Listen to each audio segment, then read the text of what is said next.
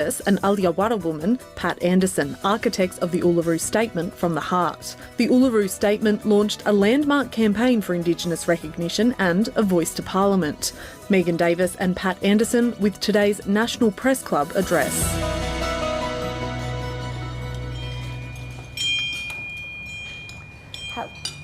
Hello and welcome to the National Press Club in Canberra for today's Westpac address.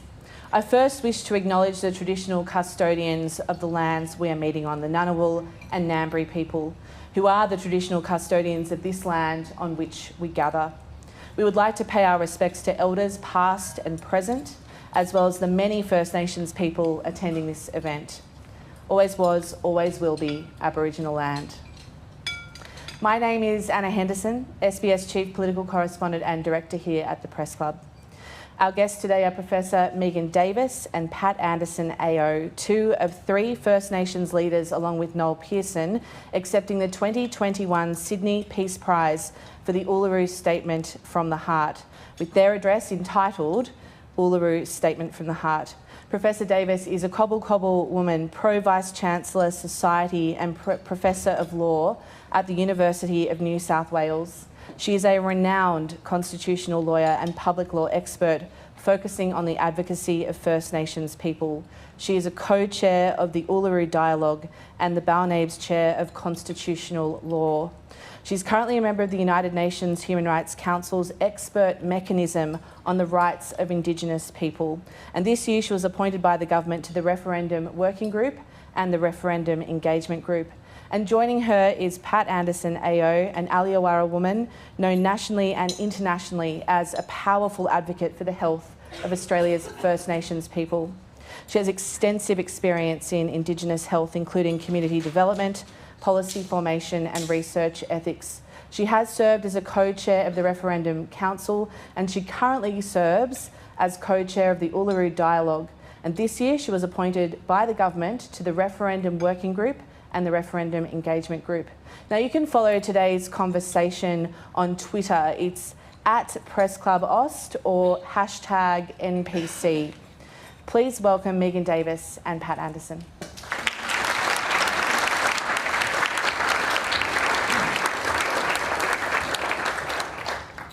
Thank you, Anna, for that introduction.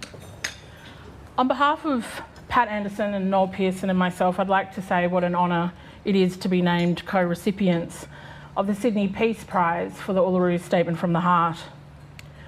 The Uluru Statement from the Heart is the shared endeavour of many minds and many hands. And to that end, I want to begin by acknowledging the presence here today of some of the men and women of the First Nations regional dialogues. And in fact, there's so many, it'd be great if you could all just quickly stand so people can see who some of the faces are who participated in the First Nations regional dialogues. Don't be shy.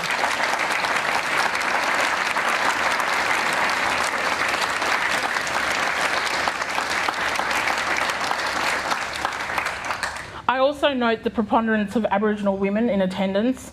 The quiet work and advocacy of women has sustained this movement for change since the Uluru Statement was issued to the Australian people 5 years ago. It has been led by women, and we are really honoured that a woman, Minister Linda Burney, will take that forward. But I do want to acknowledge Pat Anderson for her inimitable leadership style, her formidable leadership. If it wasn't for Pat, we would never have successfully run the Uluru Dialogues or got the consensus at The Rock in 2017. So I wanted to acknowledge Pat. I think I speak for Pat and Noel when I say that the work of the subcommittee of the Referendum Council was the privilege of a lifetime, and the work since to carry the mandate of the Uluru Statement to fruition. Today my comments will be pretty kind of simple and straightforward. Pat and I thought we would take this opportunity of the Sydney Peace Prize to speak about the process of the First Nations regional dialogues.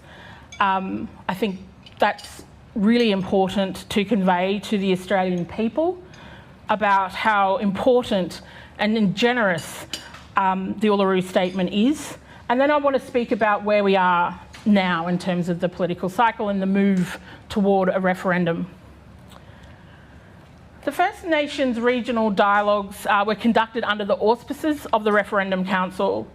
They were the first of its kind since the Australian constitutional order commenced in 1901. Many Australians would know that First Nations were excluded from the drafting of the Australian Constitution and, of course, in the text of the Australian Constitution. Therefore, this process, the dialogue process, was unprecedented in our nation's history. And of the National Constitutional Convention held at Uluru in 2017, it is the first time a constitutional convention has been convened with and for First Nations people. Thus, the dialogue process and the Uluru Statement from the Heart is a profound response to the historical exclusion of our people from Australia's constitutional system. The many reports and processes that followed after Prime Minister Julia Gillard's expert panel inevitably led us to the Referendum Council. This is because of the proclivity of retail Australian politics for minimalism and symbolism when it comes to Indigenous matters. It meant that a small group of political players were proffering a form of recognition that few First Nations peoples sought. Indeed, the Uluru Statement from the Heart and the dialogue process universally rejected symbolism as an acceptable form of constitutional recognition alone.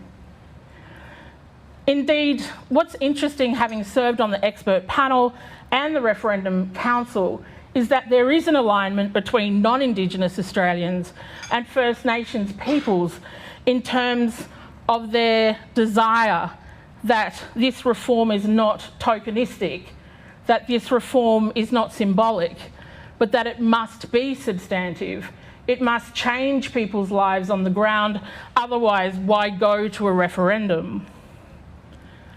So this is why a new process was started in late 2015 by Turnbull. Prior to that, leaders from across Australia had issued what's known as the Uluru Statement. This was at a meeting in mid-2015, a meeting between Prime Minister Tony Abbott, Opposition Leader Bill Shorten, and First Nations leaders from across the country. The problem had emerged in our communities since the expert panel in relation to the recognition project, in that the nation had forgotten to go out and ask communities themselves what meaningful recognition might mean to them. So the process of the Council was in some ways retrofitting First Nations input into the recognition project. The Gillard expert panel that I also served on was a panel of experts and lawyers and politicians, and we chose the options for recognition. But recognition is a complex legal and political concept. Its dictionary meaning does mean acknowledgement, but it can mean many things in a legal and political context. It can mean symbolic acknowledgement. It can mean a preamble. But it also means substantive change, substantive reform to power relations. Recognition in a legal and political and constitutional sense sits on a recognition spectrum. At one end of that spectrum is what we call weak recognition. It's known as weak recognition because it doesn't compel the state to do anything. It doesn't stop or prohibit the state from doing something. It is rather a statement of fact. It is symbolic.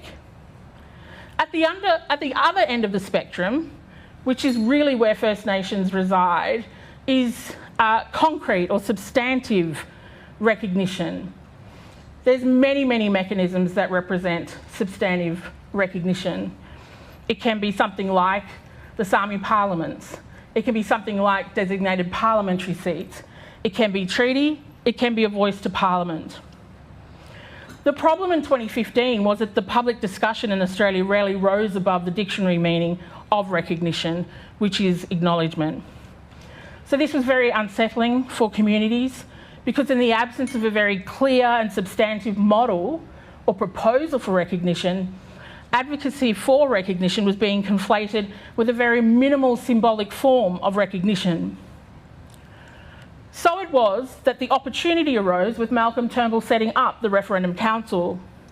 The Council's members accepted that not enough had been done to engage the First Nations communities on the question of the form of recognition. So we were then tasked with the job of consulting with our people in an environment where consultation had become a dirty word. At the time that we prepared and started researching and developing the dialogues in late 2015 and 2016, things were not going well in our communities.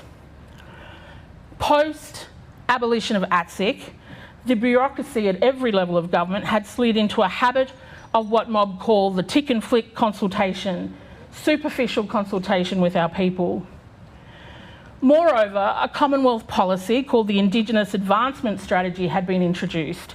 It had decimated the Aboriginal sector. The IAS was a key influence on decision-making during the dialogues. Communities had had vital services stripped from them, and they were made to jump through burdensome bureaucratic hurdles without recourse to review or support, and then later witnessed vital funding earmarked for Indigenous affairs programs granted at the Minister's discretion to non-Indigenous organisations. The voices of the First Nations regional dialogues on this matter was vindicated later in 2017 by the Australian National Audit Office, who delivered a scathing report on the government's mismanagement of the IAS in their report, especially with respect to grants management and grants administration. The IAS, however, has been a much bigger issue than just the maladministration of public funds.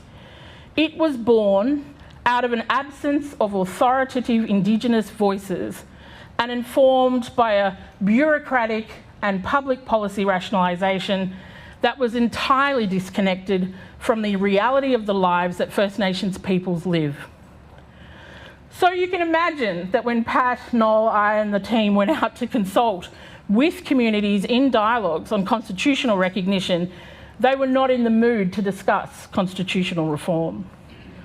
But these conditions are important to set out in an environment where discussion of the voice, since the Albanese government's commitment to a referendum, is being conducted without any real discussion and understanding of the need and the exigency of a voice. There is an understandable impatience for detail on voice, but very little scrutiny on why it is needed or why people want a voice.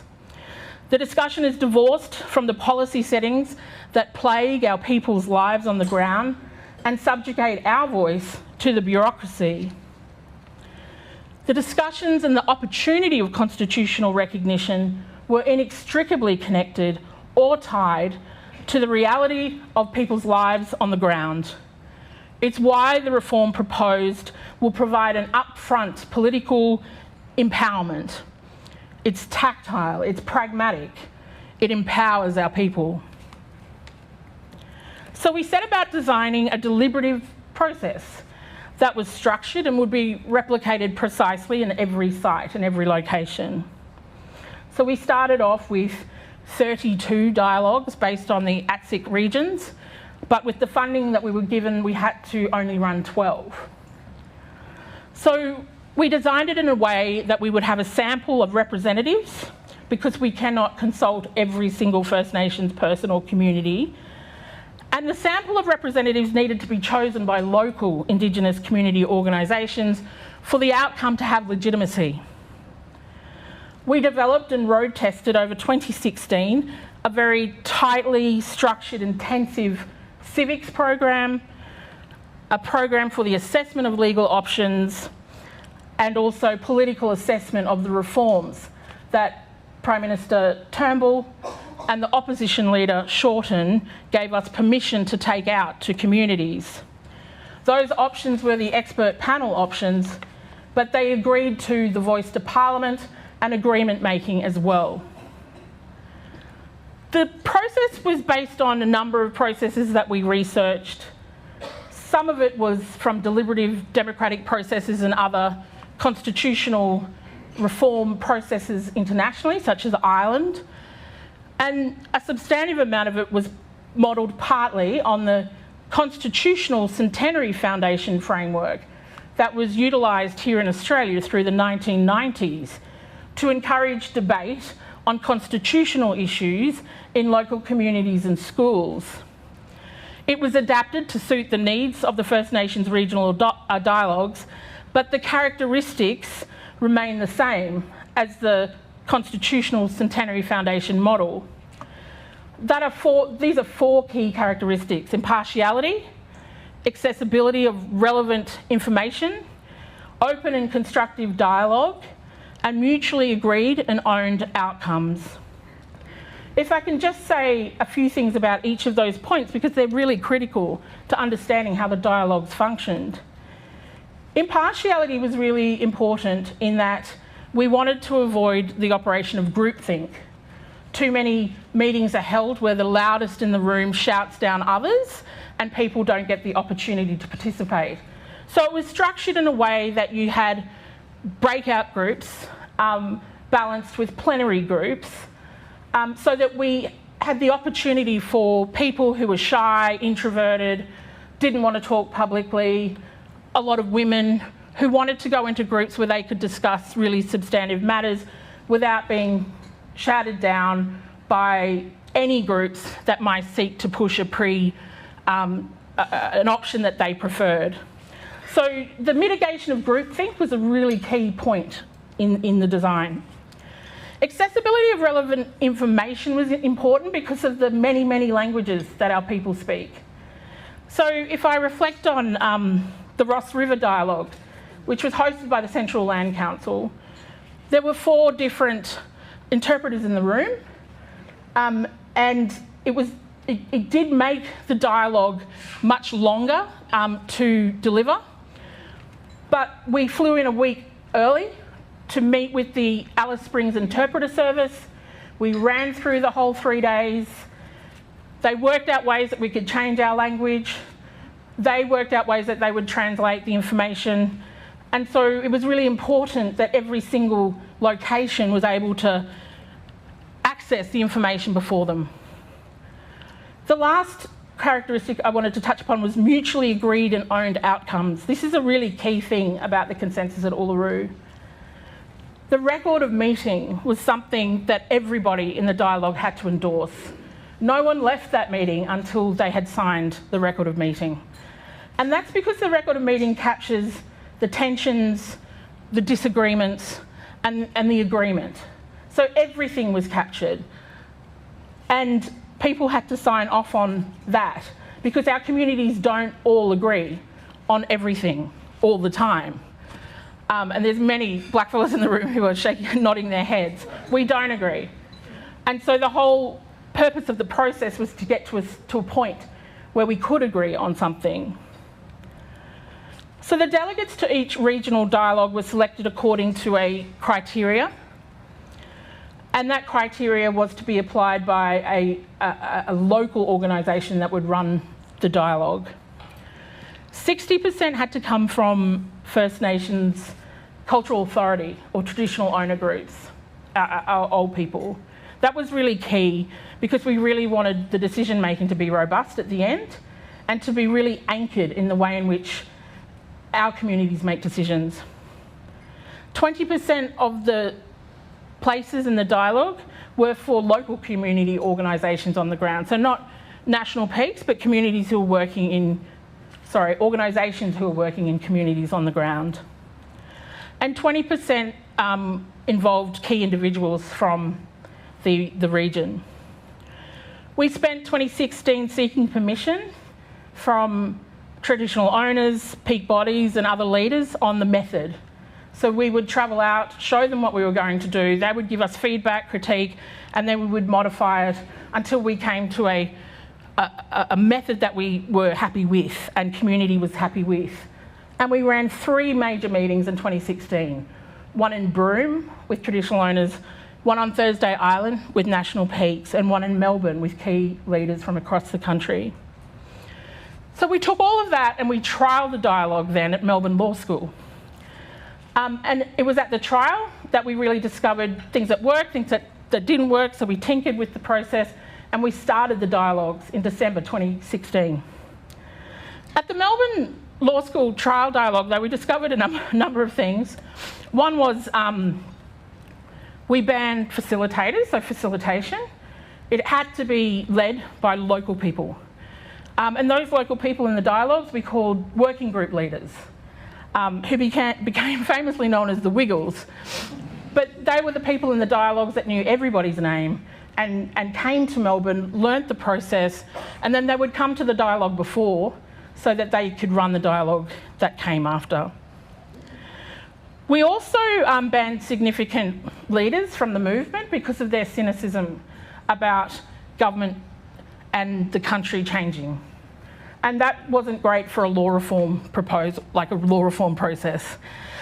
So we wouldn't allow many of them to speak, but we also wouldn't allow people with a voice. So if you had one of those badges where you get into Parliament House and you regularly lobby in the halls of Canberra with politicians, the dialogues were not for you. If you were CEO of really peak national bodies, the dialogues, you weren't invited. It had to be people that were actually genuinely voiceless. And the other group, and I apologise to the Law Council of Australia, the other group we banned were lawyers, except for myself. Lawyers, they tend to be know-it-alls, and in this process, we would have lawyers who'd studied, constitutional law in 1980, and they'd take everybody down a particular pathway, and it was totally disastrous. So we banned all the lawyers. And so from there, we ended up on a process that we then took out. We got approval from Turnbull and Shorten, and they approved it on the 20th of October 2016, and out we went to communities to run the dialogues. We engaged the Australian Institute of Aboriginal and Torres Strait Islander Studies, AIATSIS, to provide assistance in delivering the logistics and supporting delegates to attend. So it wasn't me, Noel, Pat, Delassa, it wasn't a top-down process, but rather AIATSIS helped us engage local communities who would decide who attended, so it was a bottom-up process. So we weren't involved in that logistical aspect of it. So the First Nations regional dialogues were convened in the following locations: in Hobart by the Tasmanian Aboriginal Corporation, in Broome by the Kimberley Land Council, in Dubbo by the New South Wales Aboriginal Land Council, and they also hosted the Sydney Dialogue. The Darwin Dialogue was hosted by the Northern Land Council. Perth was hosted by the South West Aboriginal Land and Sea Council. Melbourne by the Federation of Victorian Traditional Owners. The Big Cairns Dialogue was hosted by the North Queensland Land Council. The Ross River Dialogue was hosted by the Central Land Council. The Adelaide Dialogue was hosted by the Aboriginal Land Rights Movement. Brisbane was hosted by a number of Brisbane-based organisations. And Thursday Island was hosted by the Torres Shire Council. And we also ran a truncated version of the dialogue down here in Canberra, which was hosted by the United Ngunnawal Elders Council. And then finally, the National Constitutional Convention was held at Uluru from the 23rd to the 26th of May. And then, of course, the Uluru Statement was issued on the 27th of May. We say the integrity of the process is evidenced in the fact that the exhaustive deliberations and the informed participation led to consensus at Uluru. The outcome captured in the Uluru Statement from the Heart was a testament to the efficacy of the structured process that produced a historic consensus coalescing around a constitutional mechanism that compels the state to listen to our voice. The proposal for a voice to Parliament is quite a common mechanism globally. It comes in many forms, but it's aimed at enhancing the participation of Indigenous peoples within a democratic system in the decision-making of the state, so that the decisions are better quality, they're better informed, and resources are properly allocated and targeted to outcomes, because it's communities themselves that know better than anyone else what communities need. The voice was a sequence. I know this has been the subject of some debate.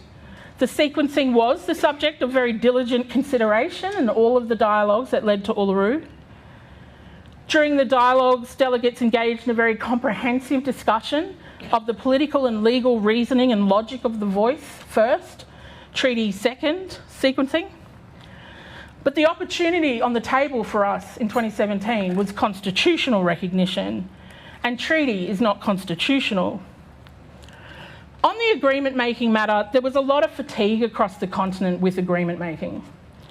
Many discussed also the acute impact that native title had had on their communities and their lives. In many communities, native title processes had ripped communities apart, and members of families and communities were not talking to each other. In fact, people spoke very strongly about the need for dispute resolution services in communities. People were also very fatigued by litigation. They're exhausted. And many signalled that they could not overcome the power imbalance between community and the state. So if communities are exhausted by native title, how was it that they could treat with the state? The threshold treaty question is who to treaty with. And I think you've seen the logic play out in Victoria, where they have set up a voice before they've gone on to treaty. And the sequence does matter, because there's no treaty in the world that's required a truth-telling process first, that's required a truth commission first. When talking about truth-telling in communities, the dialogues weren't talking about truth commissions. They were talking about the activity that they undertake already, and they want to undertake more in terms of their place in Australian history and Aboriginal history. They spoke about activities in their own local communities, the activities they undertake with local historical societies, local libraries, local government, smoking ceremonies and healing ceremonies with the many descendants of people whose families participated in the killing times in the frontier wars, who are seeking out mob to heal their families for what happened.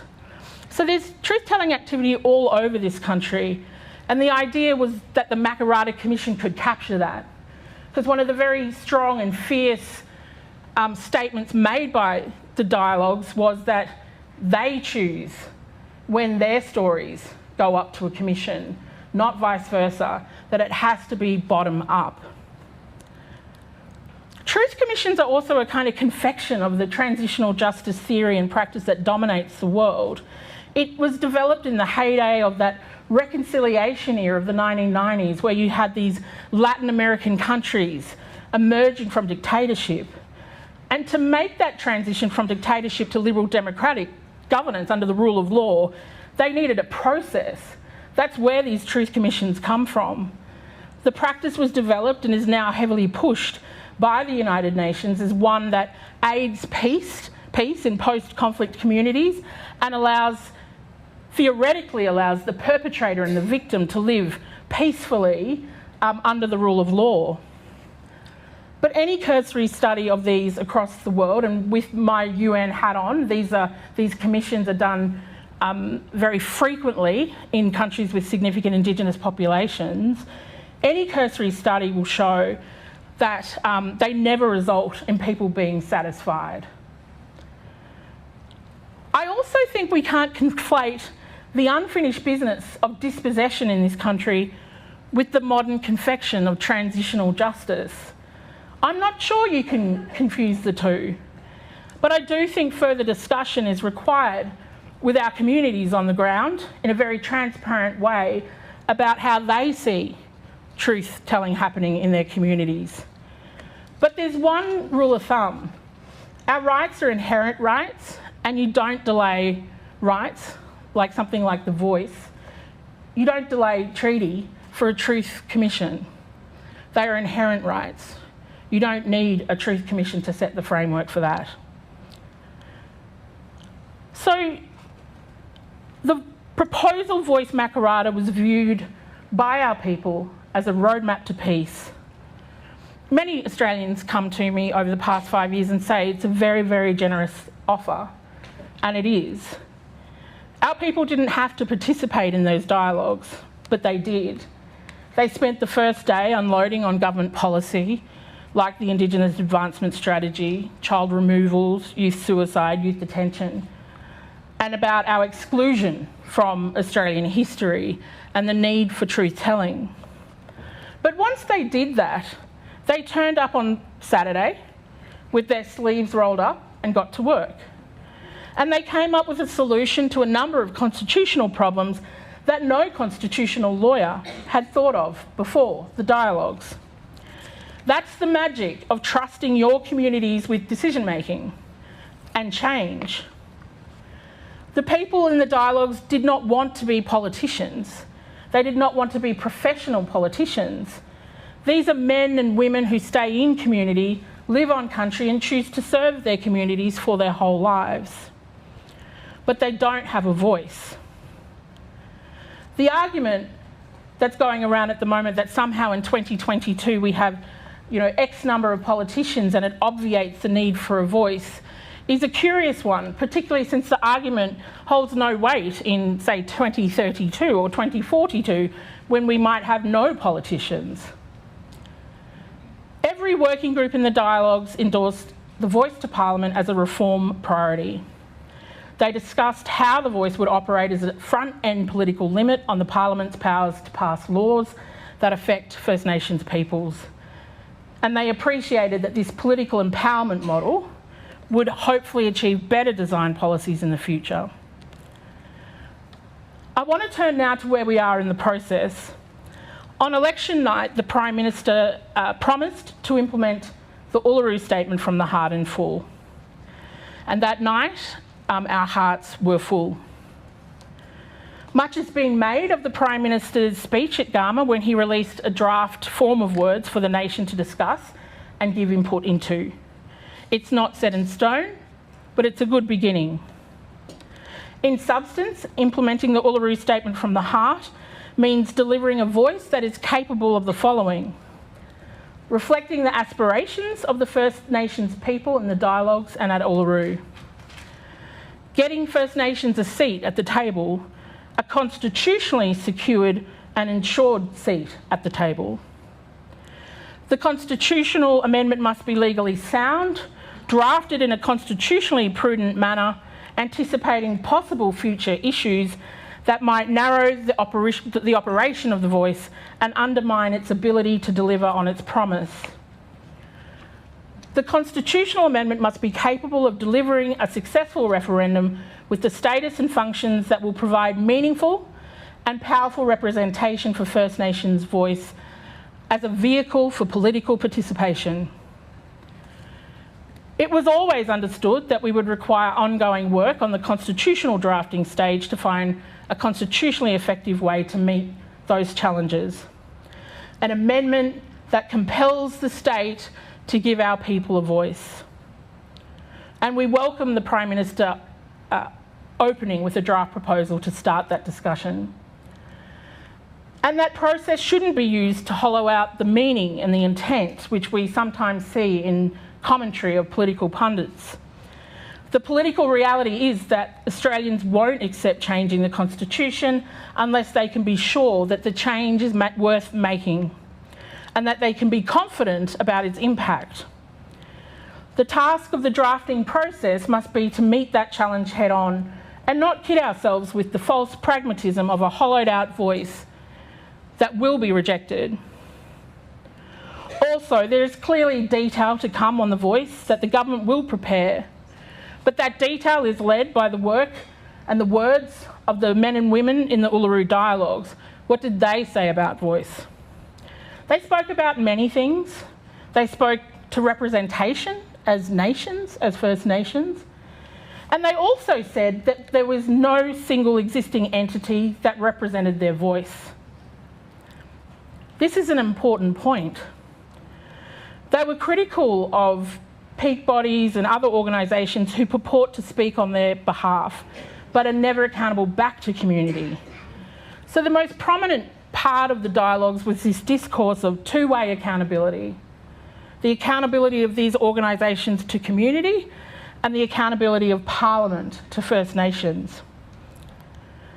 There is much detail from the dialogues, the Lisa and Dodson report and aspects of the Langton and Calmer report that provide meat on the bones and will allow Australians to vote in an informed way. Many Indigenous peoples all over the country trusted the process enough to give up a weekend to learn about the Constitution and participate in dialogues about what change and recognition means to them. With purpose and armed with civics education, legal and political information, it is they who formed the Uluru Consensus Voice Makarrata. This has been a monumental contribution to the democratic life of the Australian state. The First Nations have asked for the Constitution to be amended to compel the Parliament to hear First Nations voices and views before making decisions about law and policy. Such a reform would align with international best practice in pursuit of self-determination for First Peoples, helping to fulfil Australia's obligations under the United Nations Declaration on the Rights of Indigenous Peoples and other human rights instruments. It is a constitutional innovation that is in keeping with the culture of Australia's Constitution. It would be a reform of which Australia could be proud, knowing that given the wrongdoing of the past, pausing to hear First Nations voices before making decisions is the least that we can do. To wrap it up, the Uluru Statement is an invitation. It was issued as an invitation. We did not hand it to politicians. It's an invitation to the Australian people.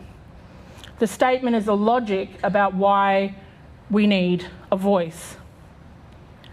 The purpose of the invitation was to avoid the tribalism of politics, to avoid retail Australian politics that has got us where we are. The Uluru Statement was not about left and right camps. It was never about ideological set pieces or ideological battles. It's about us together as the Australian people. And I say this not as a Pollyanna. We are no Pollyannas. We're not naive about politics. Indeed, the whole idea is to remove our issues from the realm of politics, party politics, so we're no longer a political football. Constitutional reform is vital for the future of Indigenous Australia. The utilitarian ethic of liberal democracies like Australia means that our political and legal concerns are always dwarfed. 2% of the Australian population are tasked with the epic struggle of convincing Australian parliaments of the utility of passing legislative matters or adopting policies that benefit Aboriginal people alone. When such measures and policies have been taken, it's often been through the use of special measures under the Racial Discrimination Act, which permit the state to effectively discriminate in favour of Aboriginal people in order to achieve equality. However, special measures are only meant for a temporary period and are supposed to cease once the objectives have been fulfilled. And even when more permanent measures are put in place, the Native Title Act or the Aboriginal and Torres Strait Islander Heritage Protection Act, history demonstrates how easily these rights are abrogated and repealed. For these reasons, constitutional reform remains the central pursuit of what Aboriginal people called unfinished business.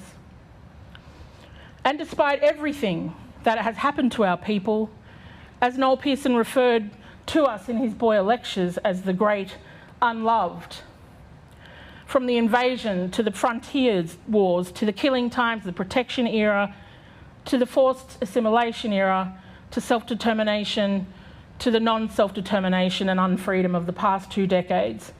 Despite everything, we responded with a statement of love.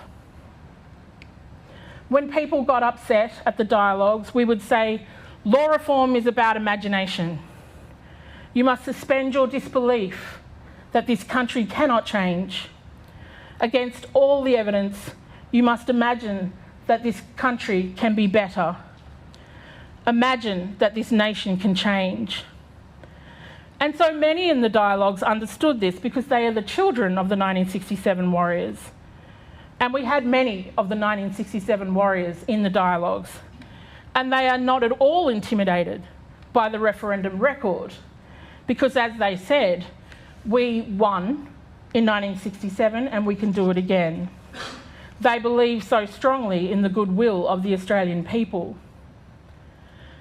Even so, Pat and I vividly recall the morning after the 2019 federal election when some of our old people from the dialogues and the National Convention rang us to say, take me off your list, take me off the mailing list, take me off the Friday night Zoom, for my heart cannot take this. They had so much hope and felt that they would never see the Uluru Statement from the Heart achieved. The Uluru Statement from the Heart is in fact a sign of friendship. Many of our old people are dying and they are acutely aware that Australia approaches the most difficult phase of human existence in global warming and climate change.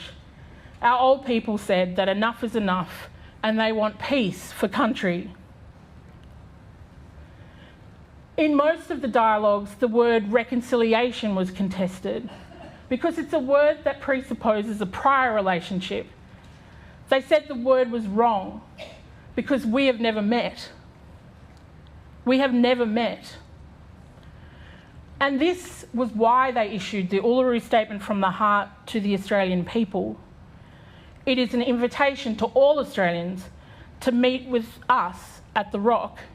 Come meet with us and walk with us. And so many Australians have accepted the Uluru Statement from the Heart, and we thank you.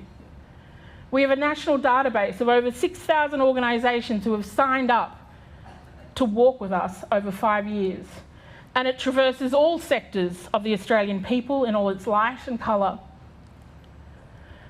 So to conclude, I will read that invitation from our old people to you, the Australian people, the invitation that I first read 5 years ago, an invitation to the Australian people. We gathered at the 2017 National Constitutional Convention, coming from all points of the southern sky, make this statement from the heart.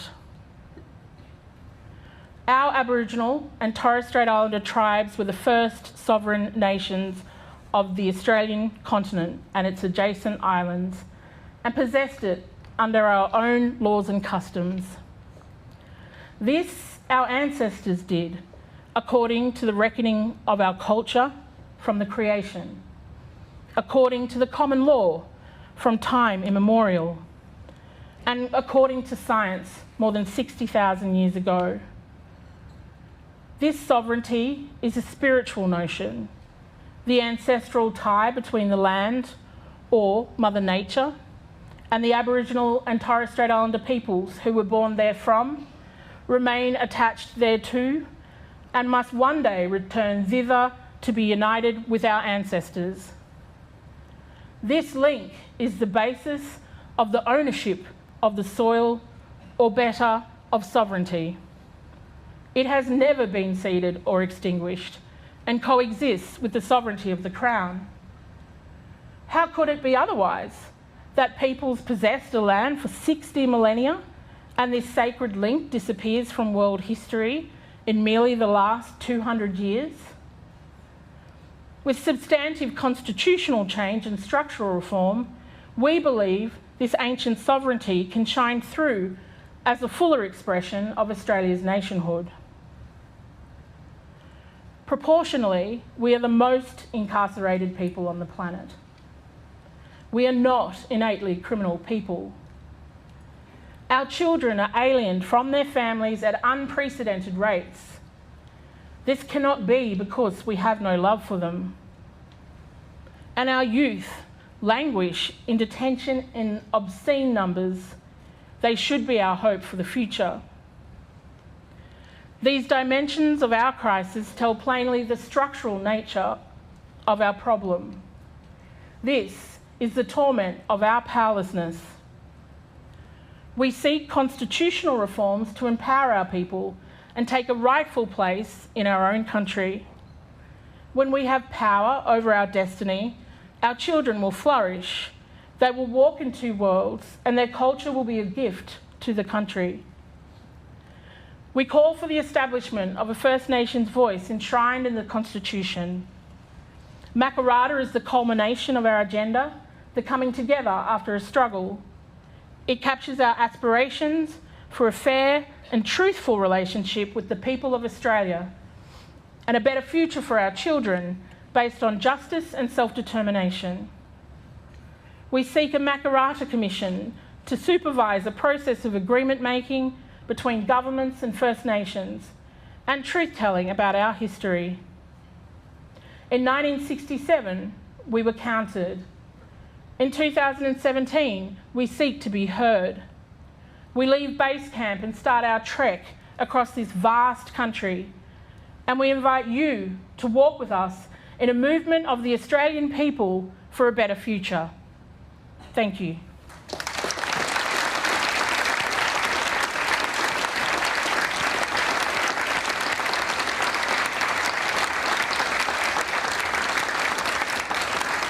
It was beautiful, Adele.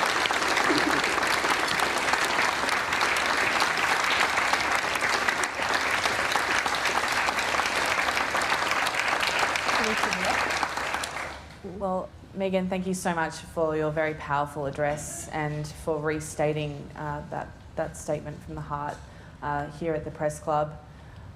Pat, while Megan's possibly catching her breath after really spelling out so much detail and so much that has already been done, I think the question possibly is in terms of where this goes next and what obligations the government in particular has to make good on its words, really. What do you think that the federal government needs to do in the coming months to actually prosecute this and to explain it to the broader Australian public who may still not be as clear about what they'd be voting on? True. The government has set up two working groups. One's called that'll talk to Patrick and Linda and the other politicians on the government side and give advice, direction, what we might do, how it might work. And the other group is what's called, and that's a smaller group, there's another larger group called engagement.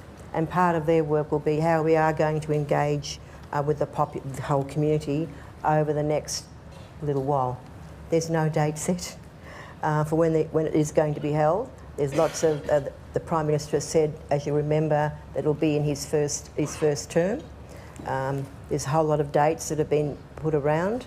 The latest one we've heard is like October 2023. So there's a very fine line between getting everybody ready for a referendum and when is it time to go, and there's definitely a time to go. There's no doubt about that. We can't leave this hanging around for too long, otherwise we will lose momentum. I've been around a really long time working in this space, and this is the best opportunity we've ever had. So it's time to go soon. So someone will make, probably the Prime Minister will make the judgment when that time is right, but there is definitely a time to go. Because if we go into the next term, there'll be an election, what have you, we've lost. In my view, we've lost. We would have lost the momentum, and the government and all of us will get sidetracked by a whole lot of other things. The world is changing as we speak, like warp speed changing every day.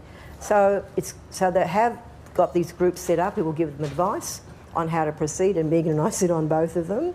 And he has in the budget allocated some money for the Electoral Commission because voting public is really low in our communities, so they get some money for that. They've also put some money aside for the planning for a Makarrata.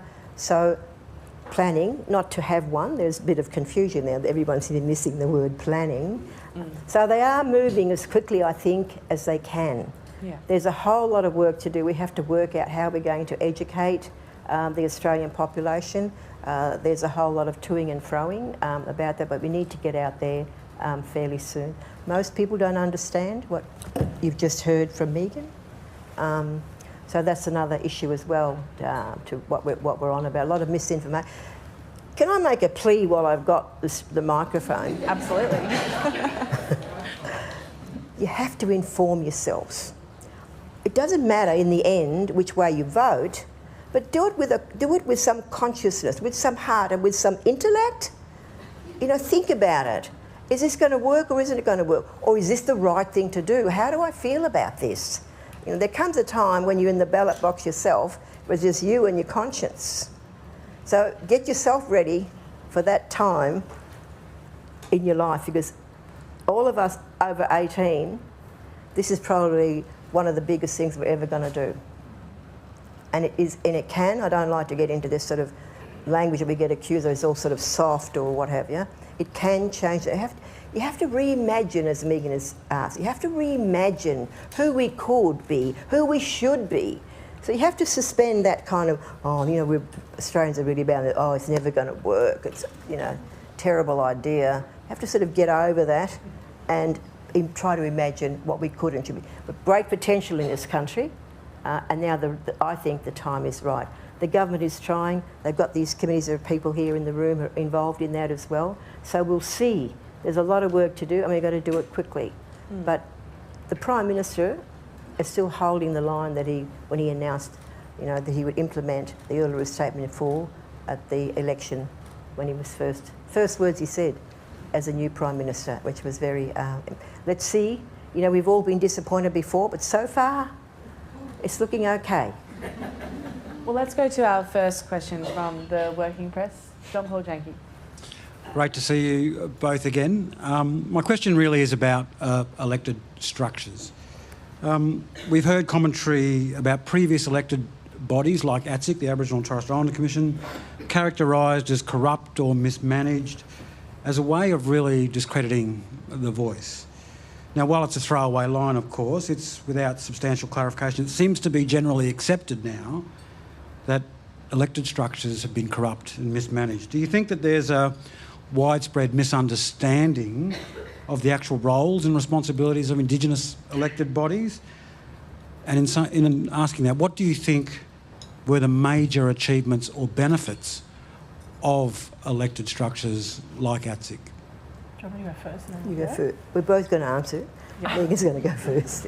Yeah, no, it's so I did my PhD partly on ATSIC. I mean, I also used to work there as a junior lawyer before I moved on. One of the frustrating things about the kind of stock standard narrative that everybody tells themselves about ATSIC is that there's been virtually no kind of academic empirical study of what ATSIC did or didn't do. And so I hear that language of corruption and nepotism, but there's nothing really being set out to explain what that means. So was it at a regional level, was it at a national level? There's not a lot of precision around what people say ATSIC did or didn't do, which is a shame because it was a big public administration innovation in the world. Its creation and what it did, you know, is imbued in the Declaration of the Rights of Indigenous People. So the DRIP is really interesting because so many Australians contributed to the drafting of it, including ATSIC, so a lot of those structures around political participation are informed by that. But since its adoption, Australia's regressed from the actual declaration. Community control is imbued in that declaration as well. So there are a lot of achievements of ATSIC. You know, I talk to people my age around the country about the opportunities we were given over the course of our careers, and all of them came from an association with ATSIC.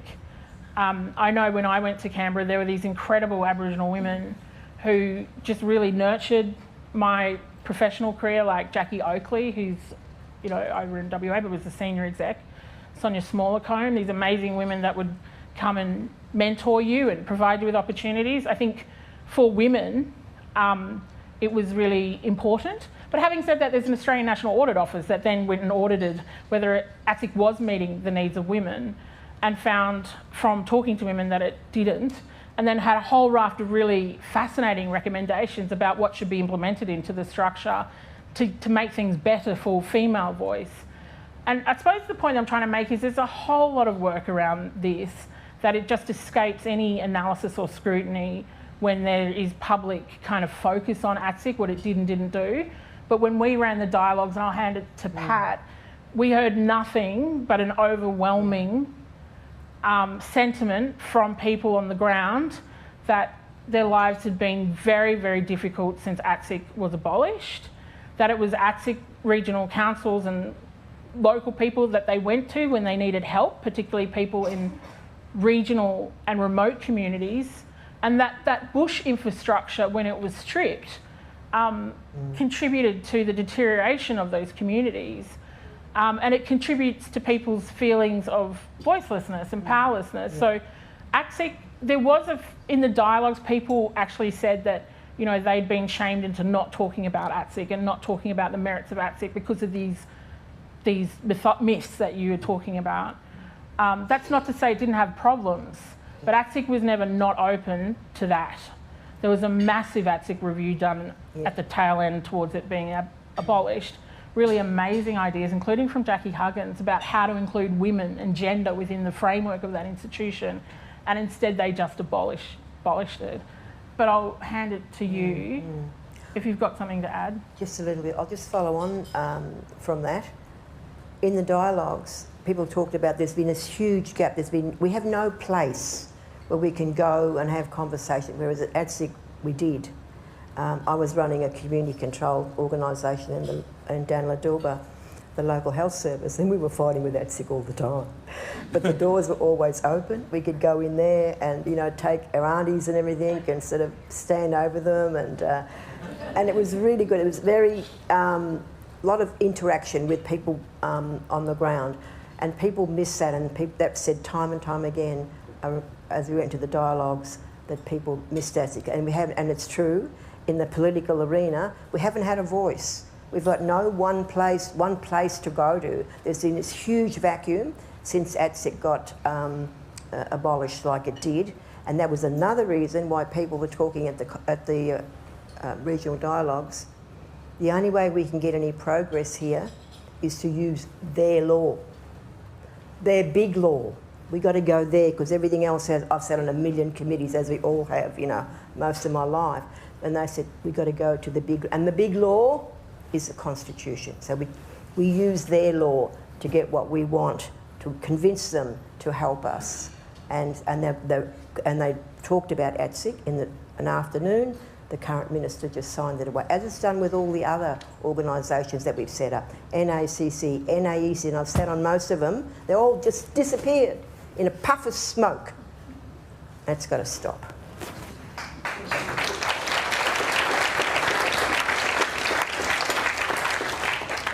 We have quite a few members of the working press here to ask questions. We'll get through as many as we can. Next is Laura Tingle. Thanks, Anna. Thanks to you both. I wanted to follow up a bit of the theme of your answers and to John Paul's question there. Beyond ATSIC, you talked, Megan, about the two-way dialogue. And I suppose I'm just interested in the extent to which constitutional recognition of the voice creates a body which captures all of those consultations and feeds them back into communities.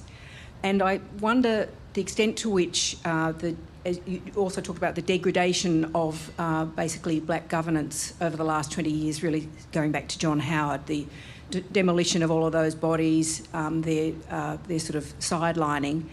How important is it, apart from the constitutional questions, that government actually has a really good look at what's happened to all of those community organisations and looks at funding them and recognising them in the voice process?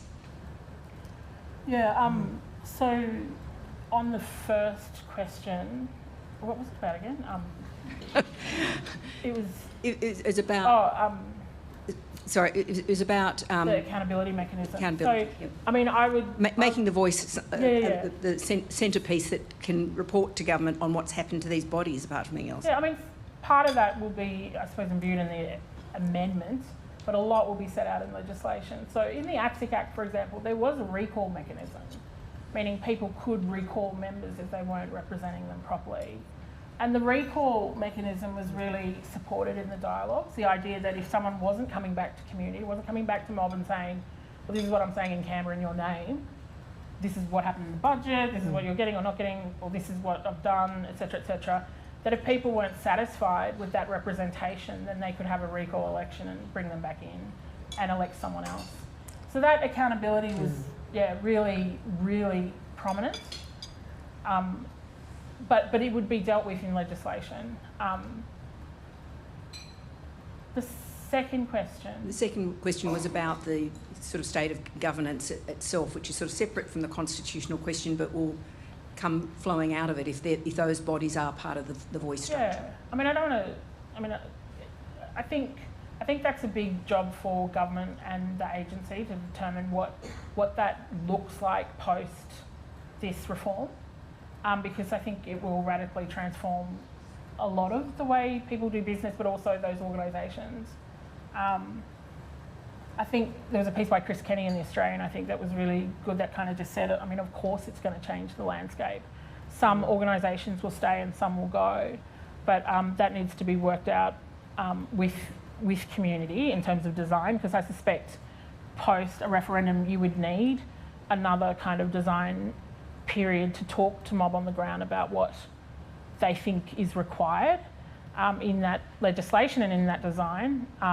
And a lot of those matters will be picked up then. Because I remember one of the things about the dialogues was we just couldn't believe how many issues were raised that are just never reported in the mainstream press, like none.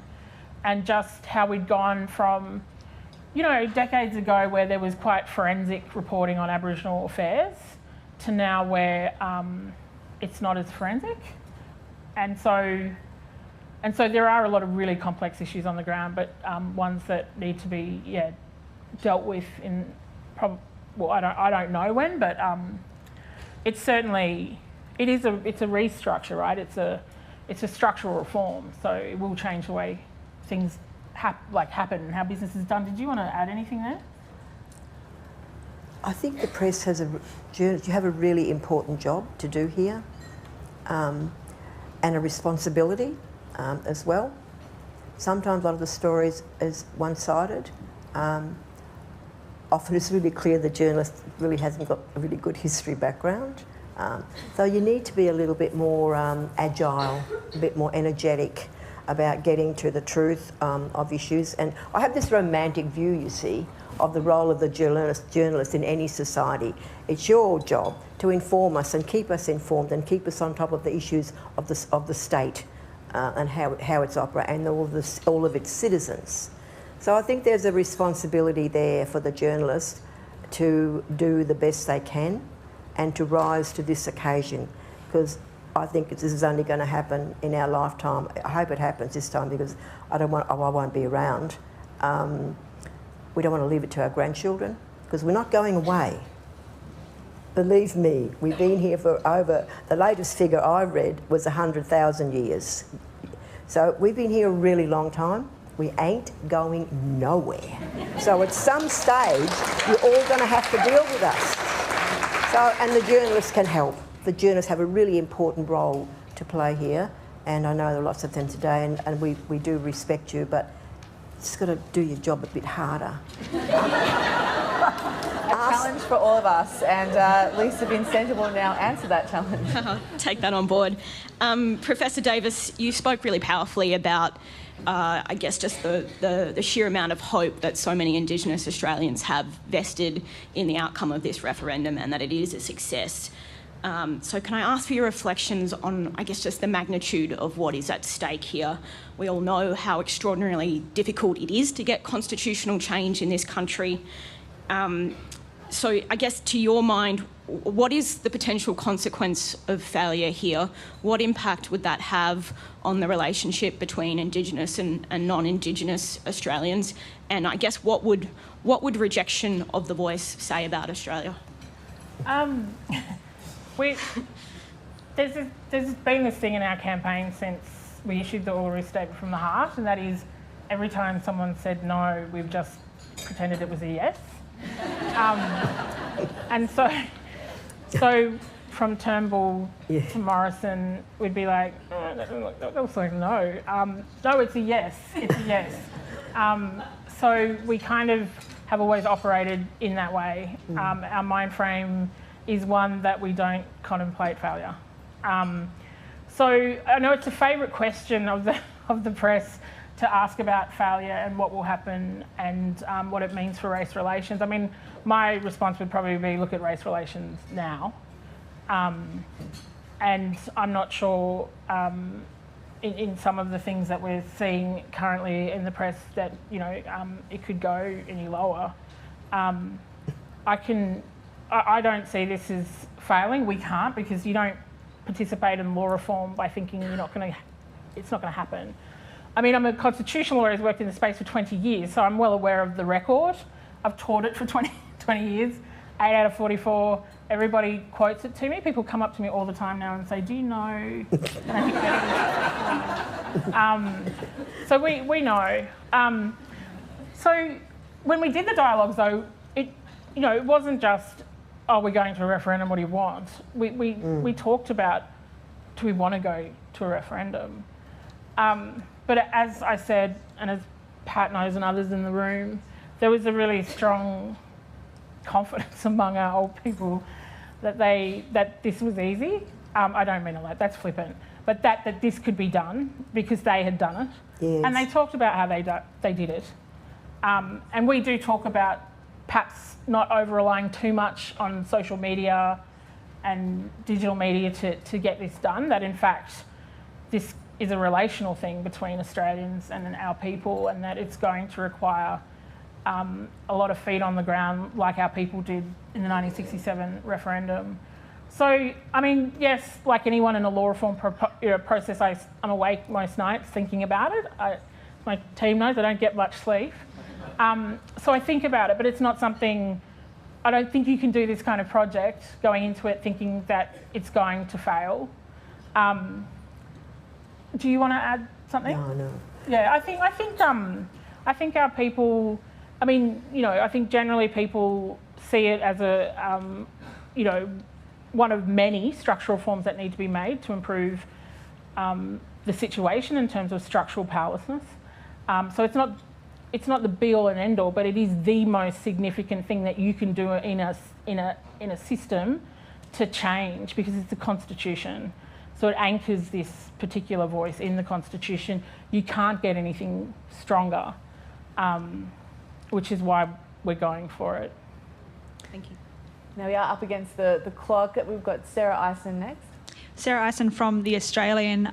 Members of the coalition, including Peter Dutton, have made remarks that do align them with voice critics, including accusing the government of making up detail on the run, saying the government should fund both a yes and a no campaign, etc. How concerned are you about the impact on a yes vote if the coalition doesn't necessarily outright campaign no, but continues to raise concerns, continues to say all of these things right up until a referendum? How significant is that? I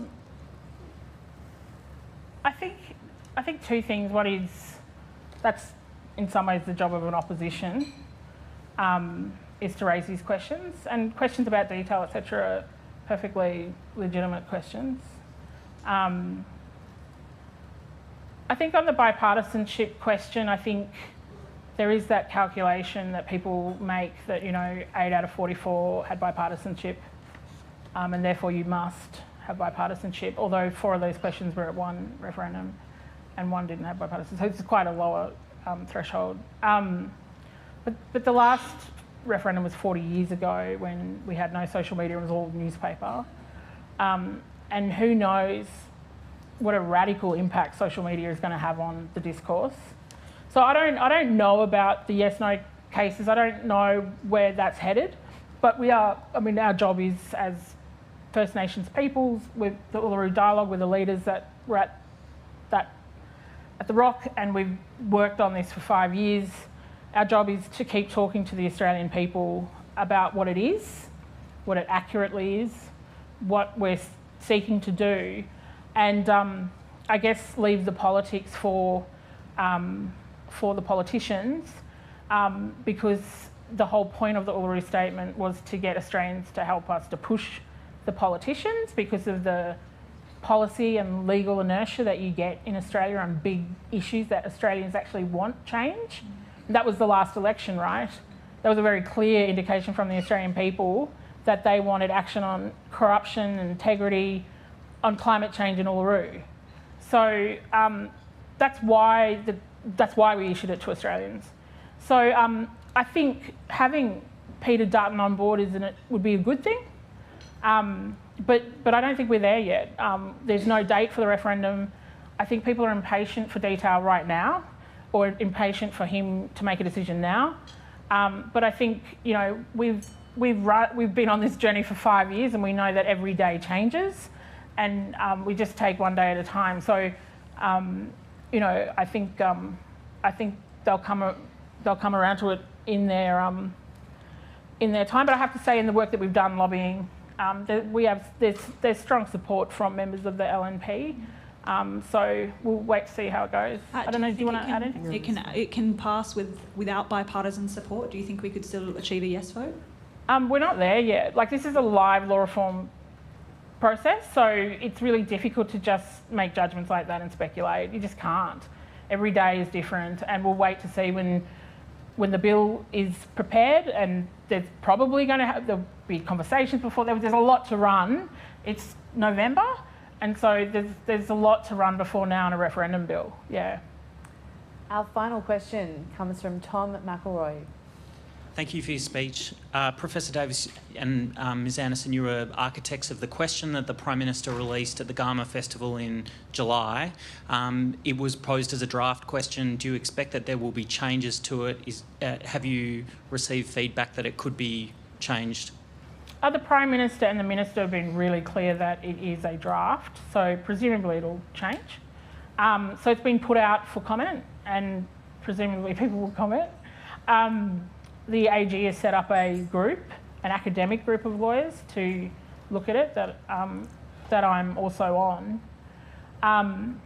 But, I mean, the Law Council's over there. There's also a process in which the Indigenous Law Centre, so our team of constitutional lawyers, have gone out to consult with practitioners, so not academic constitutional lawyers, but those people who are on their feet in front of the High Court, specialising in constitutional law, that we've partnered with the Law Council and the Australian Association of Constitutional Law, where we've been consulting with barristers who specialise in this space. And then that report will come out, I don't know, in 2-4 weeks. I honestly don't know, but so there's a lot of work going on around that. The draft that you're referring to, though, had been produced over a 5-year period, with about 30 to 50 odd lawyers at different times from across the political spectrum, and mostly academic lawyers, where we'd Zoom and draft and argue and fight, and so it's been the subject of a lot of kind of debate and discussion in the legal profession already. But it's open. It's open to everyone to contribute to. There's lots of lawyers in the Oz and other places suggesting other alternative drafting and other issues. So it's a live kind of law reform process right now. So, yeah. Thank you. More to come. Now, did you want to add anything, Pat? No, go on. Thank you. Well, we do have something to add, a very exciting special performance from Josephine Mick, who's come from AP Wylands and will be performing at the Press Club to close out this discussion today at the end of our address.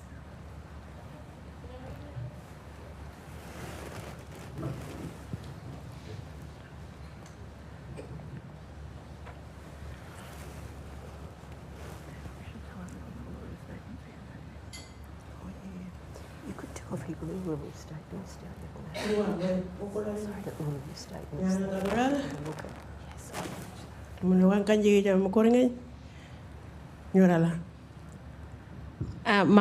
I'm Sally Scales, by the way. Mum is just saying that she's very happy to be here with everyone, and just to bring a little bit of Anangu culture to Canberra and to this room. And also, she's going to do 2 songs. You might want to get your tissues ready for the second one.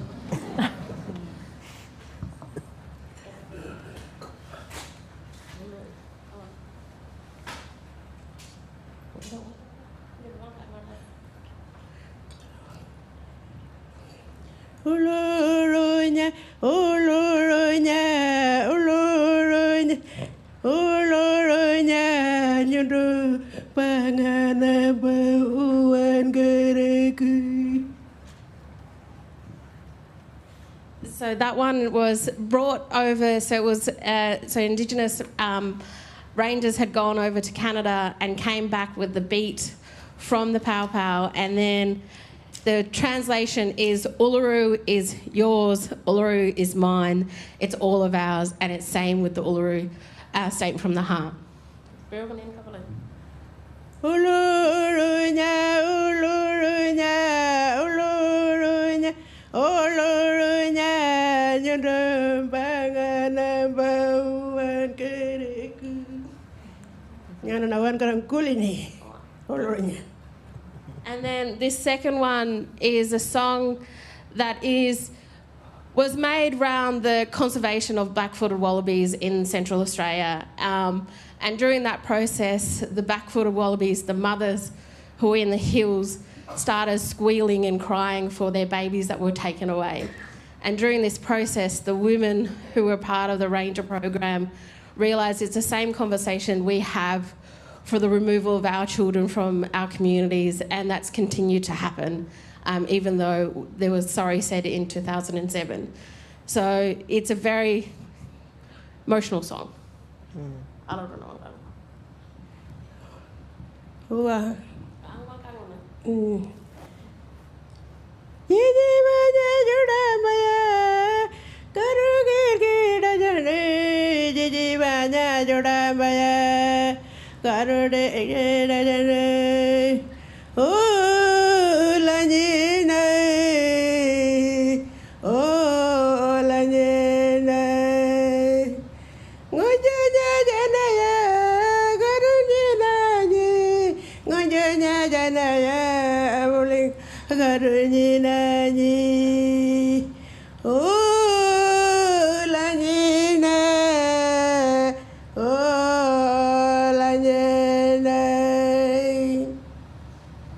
So that literally says that the babies were gone and we're crying for them.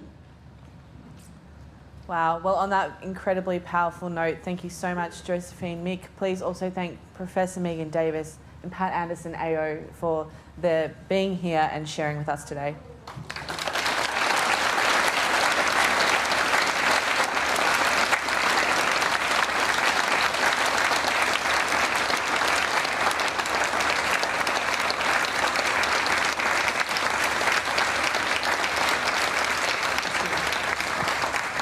Now there's, of course, one more thing to do, which is to share a membership for the Press Club with both of you. Thank you so much for your time. One of these each get you into the building and access all areas, I'm told. So once again, please let's thank everybody who's given up their time today to speak to us. And thank you.